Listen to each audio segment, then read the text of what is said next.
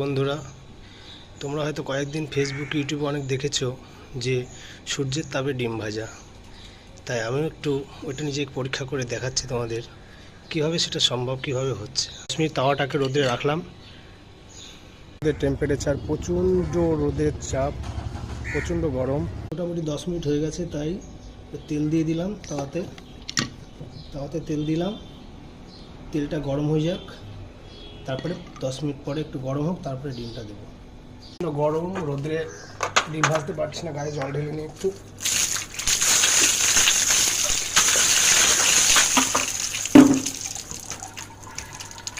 এবার দেখো বন্ধুরা, তেল গরম হয়ে গেছে, ডিমটা ভেজে দিচ্ছি।